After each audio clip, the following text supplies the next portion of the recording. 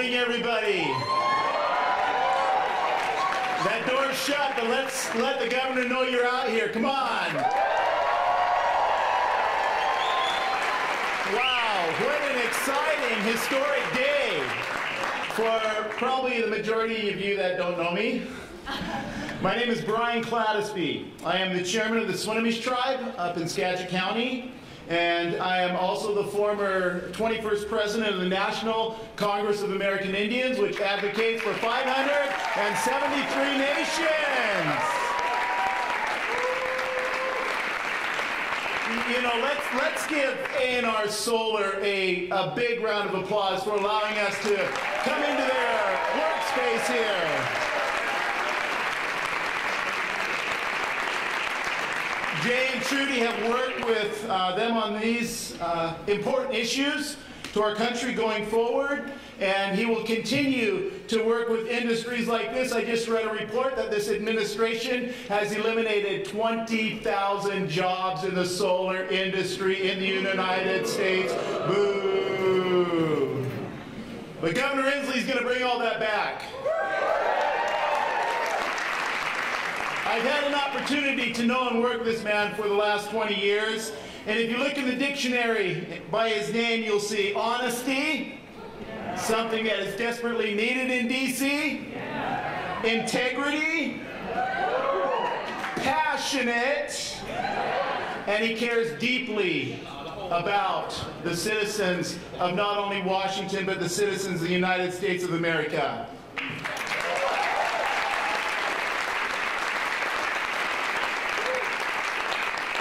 Washington is home to 29 tribal governments, and Governor Inslee has become a very trusted, dedicated friend to our Indian communities and our governments throughout his time in public service. We have built a relationship of understanding. Now, like in all relationships, and I'm proud my wife is here. She's been walking by my side for 44 years. Nina's here with me today, and just like in any relationships, there's going to be bumps in the road. And that has been the case sometimes with this governor and Indian tribes in the state of Washington, but I can guarantee you this. We do not define our relationship on that one hiccup, just like in your relationship with your spouse or your children or your friends. You don't define your relationship on that one issue. We know we have 99 other issues that we agree on that we need to be at the table communicating, working on. So just like in any relationship, we're proud to have a relationship with Governor Jay Inslee. Now, one of the values that we all share is protecting Mother Earth. And we believe, and we've taught the governor this concept of seventh generation. My grandchildren are the seventh generation from the signing of the Point Elliott Treaty in 1855.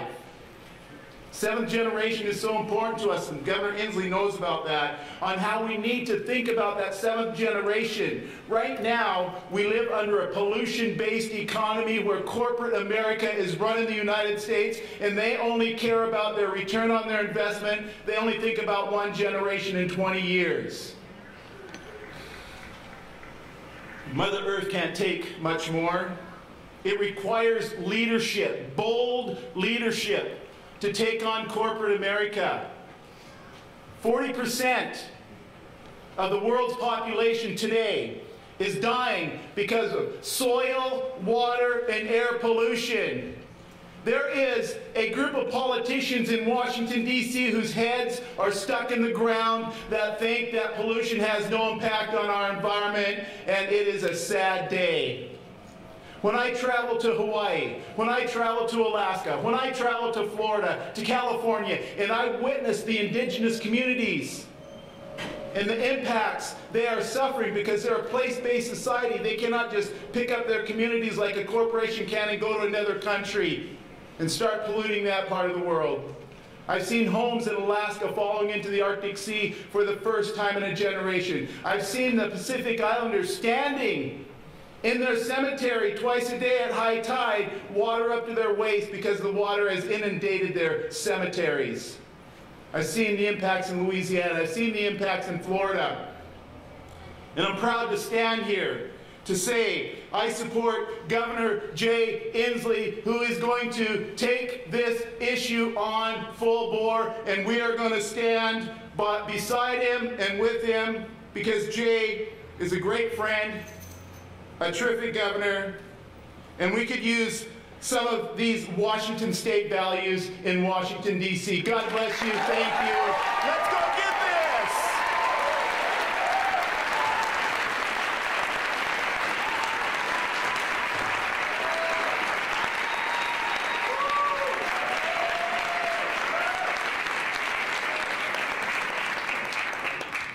Good morning, everyone. Good morning. My name is Marilyn Strickland. I'm the former mayor of Tacoma, Washington State's City of Destiny. And I now serve as president and CEO of the Seattle Metropolitan Chamber of Commerce. I feel incredibly lucky to work in a state where job creation is happening every single day. Good jobs that pay well. Jobs that are blue collar, white collar, and yes, green collar. During the time that Governor Inslee has been in office, Washington State has led the nation in job growth, in wage growth, in GDP.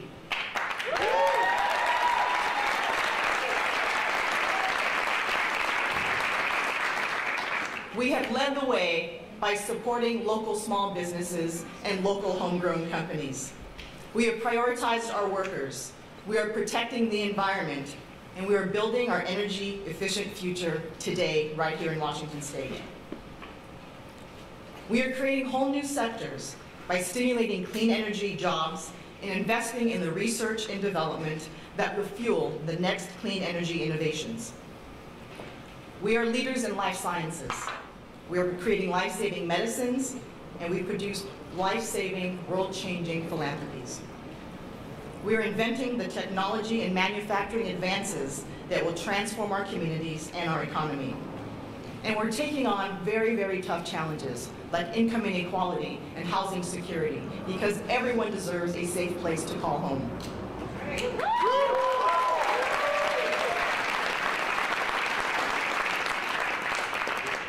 The private sector is also doing its part, but we depend on leaders like Governor Inslee to set an agenda that understands one thing. The world is changing and we must adapt, and we must refuse to accept status quo. Under Governor Inslee's leadership, Washington State businesses are thriving. Washington workers are better off than ever before, and Washington State now leads the nation in building the clean energy economy of the future.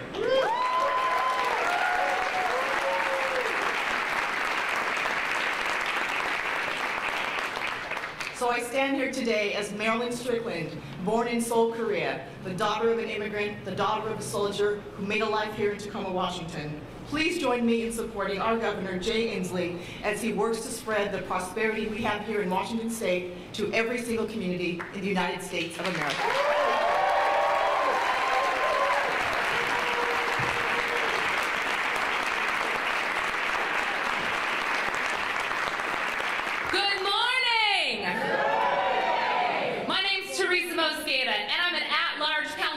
In the city of Seattle, in the great state of Washington. Are you ready? I'm ready. I am ready for a president of this country who is on the right side of history. I am ready for a leader who is unapologetically going to combat climate change, who will stand up for healthcare access, and who will fight for workers' rights. I'm a proud member of the Washington State Labor Movement. Give it up for the labor members who are here with us today. And during my time at the Washington State Labor Council, AFL-CIO, workers across the state, all of you led the effort to pass the highest minimum wage in the nation, and Jay Inslee stood with us. Governor Jay Inslee Inslee stood shoulder to shoulder with workers who demanded a higher minimum wage. He stood with us to pass paid sick leave, paid safe leave, and paid family leave because he knows what's good for workers is good for businesses. And Governor Inslee stood up for working families by being one of the first to swiftly condemn the attacks on immigrants and refugees and helped Washington State rise to the occasion. We stood up to this challenge, this illegal, immoral challenge, and we made sure that our state is now second in the nation for welcoming refugee resettlements. That is leadership. And Governor Inslee has fought for working families by making sure that our state was one of the first to pass Medicaid expansion, create the state exchange, and defend health coverage for all children, regardless of citizenship status. And under his leadership in Washington State, we saw our uninsurance rates drop faster than the national rate. But we know that far too many are being left out and left behind.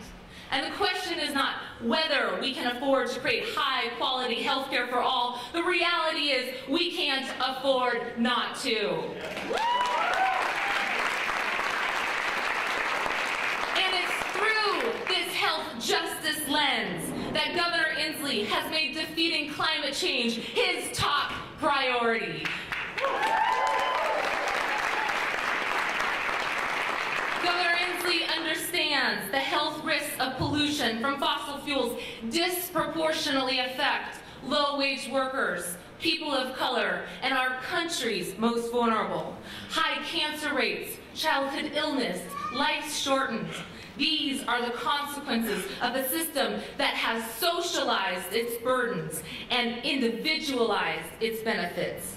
Governor Inslee knows that at its core, climate change is about fairness. Those who suffer the most from the impacts of inaction are those with the least. So the country is ready for action. Are you ready for action? Across this country, communities are crying out for action. From the call for a Green New Deal to calling on the Green Governor of Washington State to run for president. Our country is ready. He's championed legislation to protect fence-line communities and frontline workers by ensuring a just transition to green energy union jobs. And we're ready for a president who will fight against climate change like our lives depend on it, because they quite literally do. We are ready for a president who knows that our zip codes and our race should not determine our life expectancy or our health outcomes. So we are ready. With Governor Jay Inslee, we're ready to hold polluters accountable so our planet stops choking on emissions. We're ready to build a green energy economy with good union jobs, healthcare, and create greater shared prosperity for all. And we're ready for our progressive Pacific Northwest values to be shared with the rest of the country. Because our climate and our healthcare and our communities cannot wait. So let me hear you. Are you ready?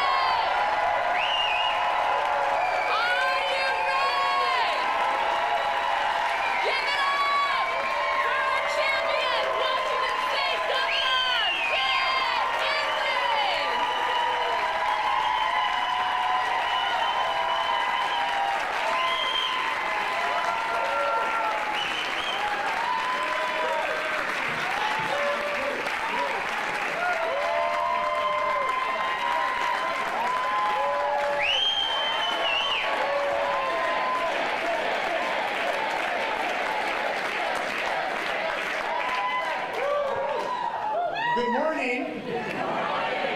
It really is a good morning. We have the sun raining down on us at a solar facility in Seattle, Washington. So it is pretty hard not to be optimistic on a day like this. And it is great to be here with our beloved Trudy, my wife of 46 years, and my 3 sons and daughter-in-laws. And I see so many friends here today, including Jim Whitaker, right here, the first American to climb Mount Everest.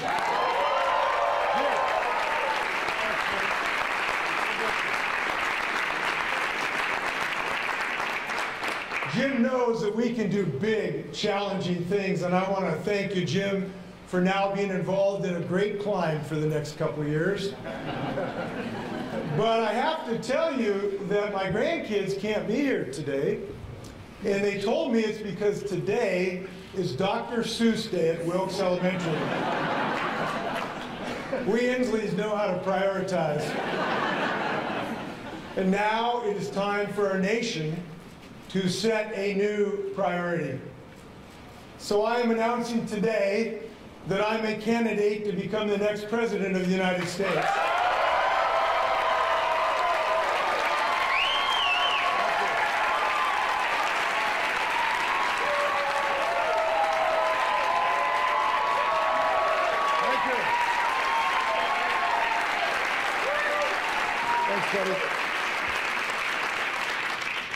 I do so because this is truly our moment. It is our moment to solve America's most daunting challenge and make it the first, foremost, and paramount duty of the United States, and that is to defeat climate change. This is our moment to put the greatest threat to our existence, to our economy, to our health, at the very top of the nation's agenda. This is our moment to reinvent our economy, creating millions of jobs in every state, in every community, urban and rural, across America. This is our moment together to create not just a transition, but a just transition, to bring justice to all communities, especially frontline communities, communities of color, who have borne the brunt of climate change. Yeah. I am running for president because, unlike the man in the White House, I believe in all the people who make up America.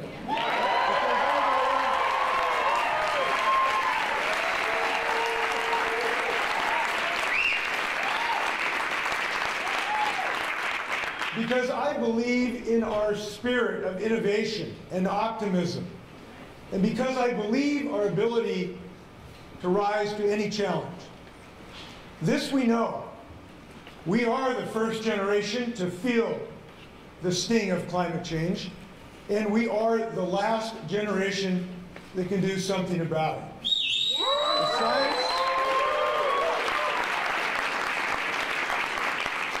The science on this is abundantly clear. We have a very short period of time to act. And whether we shrink from this challenge or rise to it is the vital question of our time. Right. And we know it is the 11th hour. But as we have shown time and time again throughout our nation's history, this is our nation's hour to shine. And I believe we will, because of the urgency of the moment, the scope of the challenge, because the economic growth opportunities inherent in clean energy are clear, and because no other issue touches so much of what we as a nation care most deeply about. And I am confident that we can do it. Yeah.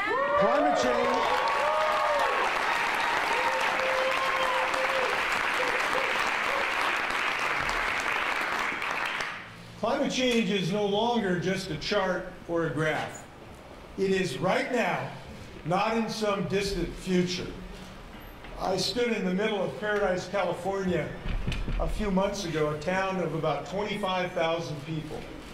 And we drove for over an hour in the dark. And you could hardly find a house standing after those devastating fires. Because of the massive fires here last summer, our kids were told they had to stay indoors because the air was so unhealthy. Think about this, the air quality in Washington State was the worst in the world last year. Not Beijing, not New Delhi, but here in Washington State.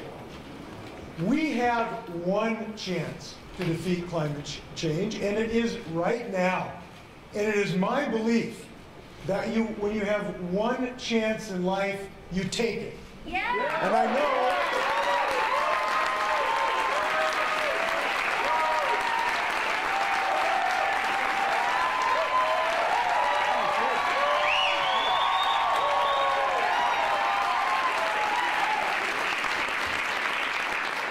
Now, I know this as well. Climate change is a matter of great peril, but it is also one of great promise. Yes, we can pioneer the industries of the future. We can create millions of good-paying jobs and build the clean energy economy of the future. I know this is possible.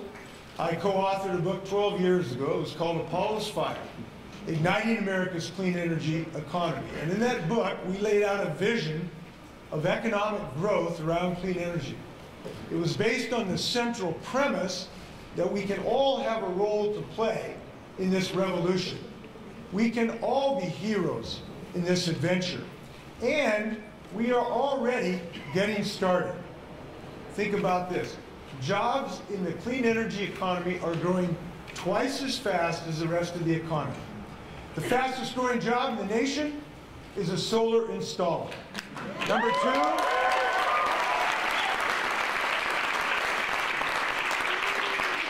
Number two, wind turbine technician. So climate change is not more important than the economy. It is the economy.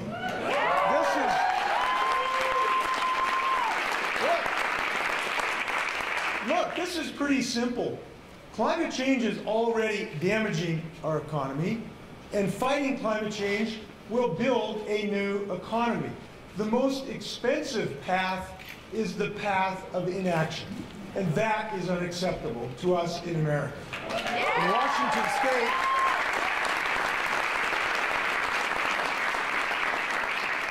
In Washington State, I remember walking into a room in Seattle in 2006, and we were a group of community and business, forward-looking business leaders, and we were debating whether we should put a renewable portfolio energy standard on the ballot.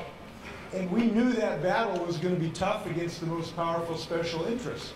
But we moved forward. We were undaunted. And out of that initiative, we created an entirely new wind energy industry from scratch. From $0 to $6 billion in industry in 12 years. That's the speed we need.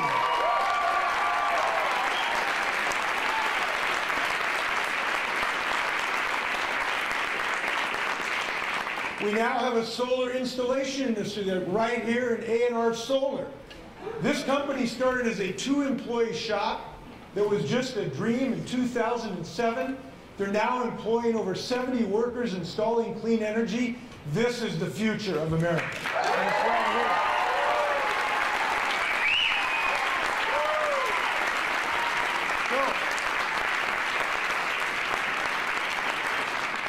We know it is time for a new national vision to reinvent our economy, and I know we can do it because we are an optimistic America that can do big things.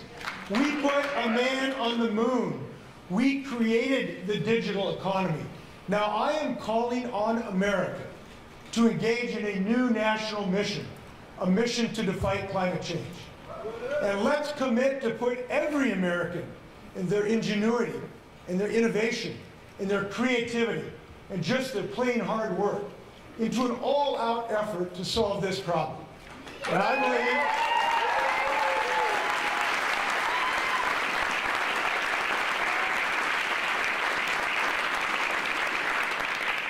Americans are calling for this. I've heard them. Folks are mobilizing across the country for a Green New Deal. This is our moment. And our new national mission will have 4 specific goals. Number 1, we will power our economy with 100% clean, renewable, and carbon-free energy and achieve net zero greenhouse gas pollution in the United States.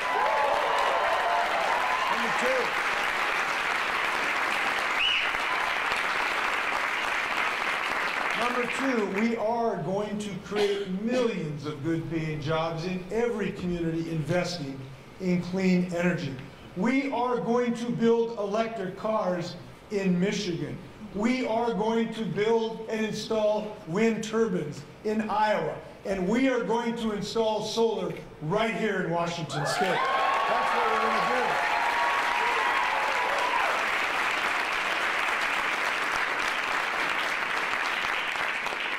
And while we do this, we will focus on justice and inclusion as a centerpiece of this economic transformation, to ensure that no group is left to bear the cost of transition, and everyone benefits from new jobs and investment.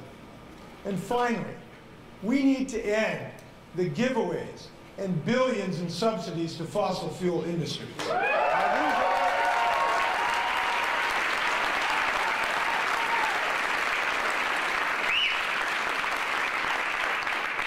These are ambitious goals, and some may doubt our ability to build this new future, or say that our workers aren't up to this challenge. Well, they are wrong. Don't believe them. We know something about our laborers, our electrical workers, our machinists, our scientists, our inventors, our dreamers, our entrepreneurs. We have led the world through the Industrial Revolution. We have led the world through the information age, and we can do it again, starting in 2020. This is what we can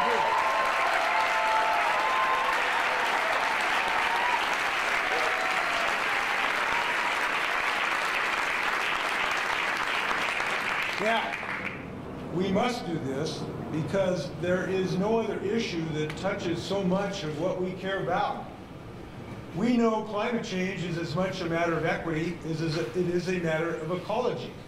It is the communities of color that suffer from climate change first and worst. That's right. They live closer to pollution-spewing industrial plants. They suffer the lack of commitment to reimburse and rebuild after natural disasters that increase because of climate change, like Puerto Rico. So let's come together and build a future with clean air, clean water, and economic opportunity for all, regardless of zip code, income, or the color of your skin.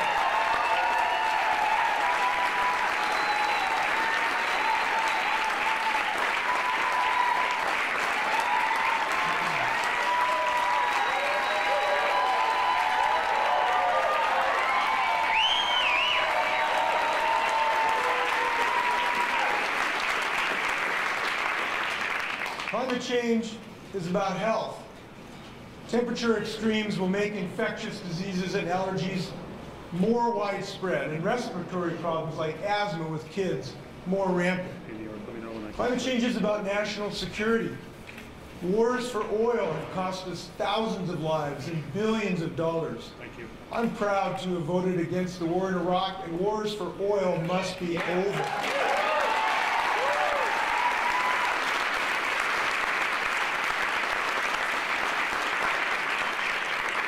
So let's apply those energies towards building a domestic energy supply that is clean, renewable, and American-made. We must take on climate change to help level the playing field as well. Our economy's reliance on polluting fossil fuels and our political system's reliance on fossil fuel money is holding us back. So I have a message for the oil, coal, and gas special interest. That gravy train is over.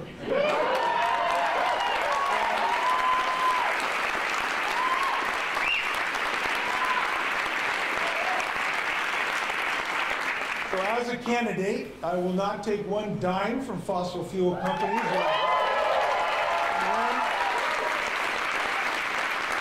When I am president, not one nickel of taxpayer dollars will go to subsidize oil and gas.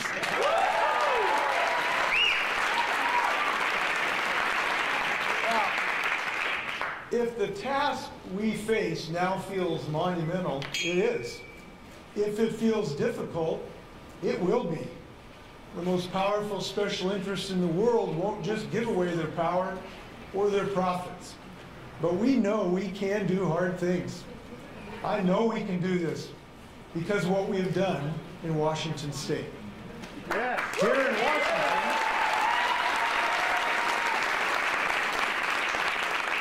Here in Washington, we've invested in companies that are building our renewable future. We are electrifying our transportation system. We're growing clean energy jobs by the bushelful. And economic innovation and leadership for the future, we know, starts in our schools. That's why I've led our state to invest billions in our schools, expanded early childhood education, made college more affordable, and finally have given educators the deserved raise they deserve.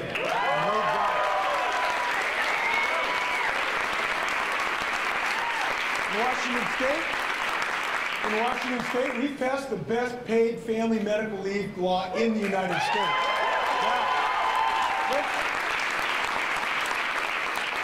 Let's secure this same right for every family in this country.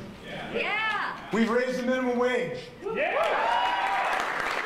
invested in transportation infrastructure when they can't build a birdhouse in Washington, D.C. We were the first state to protect net neutrality when Donald Trump tried to shut it down.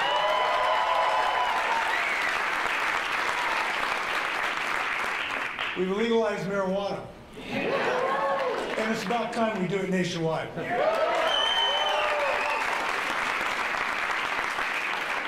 We've taken on the NRA. We've expanded background checks. We've protected victims of abuse. We've banned bump stocks, and we're not done. Let's ban assault weapons and take weapons of war off our streets.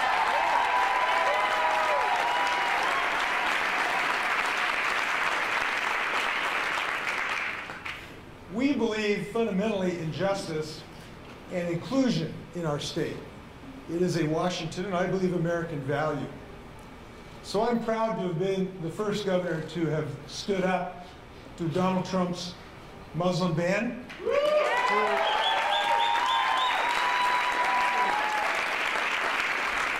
I am pleased that we are ending the death penalty in the state of Washington.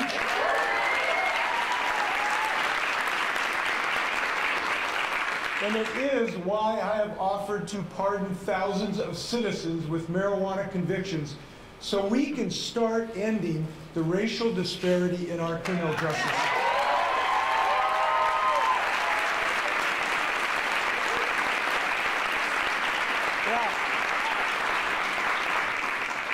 Because Republican voter suppression and denying folks the right to vote is a downright evil, we have strengthened our voting laws to some of the most expansive in the nation. And we need new federal protections that guarantees every American has the right to vote. We need the federal government to stand up.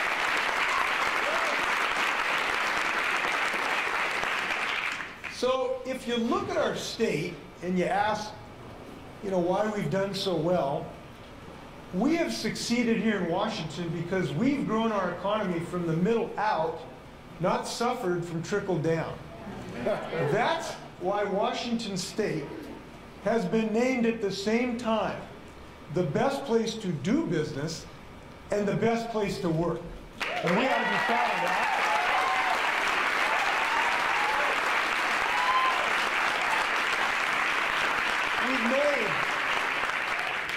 We've made these progressive advances and many more while building the top economy in the nation. And this has offered a glimpse for the nation of what is possible in all 50 states. So if America wants to see a Washington that actually works, look west to Washington State.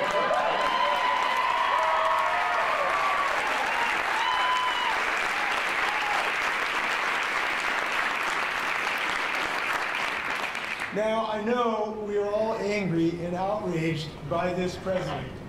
I am too. But rather than let that anger divide us, as the president is wont to do, let's unite Americans in this moment by solving our most pressing, urgent, and existential problem. And we are going to win this, because I know something about the American people and their character. We are optimists. We are can-do people. We invent, we create, we build.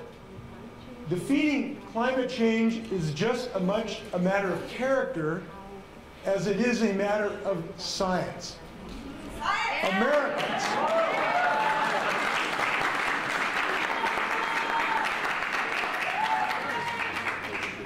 Here's what we know. Americans do not fear the world, we lead it. We do not fear a challenge, we embrace it. We do not fear the future, we build it. So we know that fighting climate change can't be somewhere long down the page on the laundry list of our national things to do. It requires building a national mandate for bold and audacious action right now. It requires spending our political capital to get this job done. So I will put this simply. If climate change isn't priority number one, it's not going to get done. So I am saying this. I am pledging today that if I am given this high honor, I will make fighting climate change the #1 priority of the United States of America.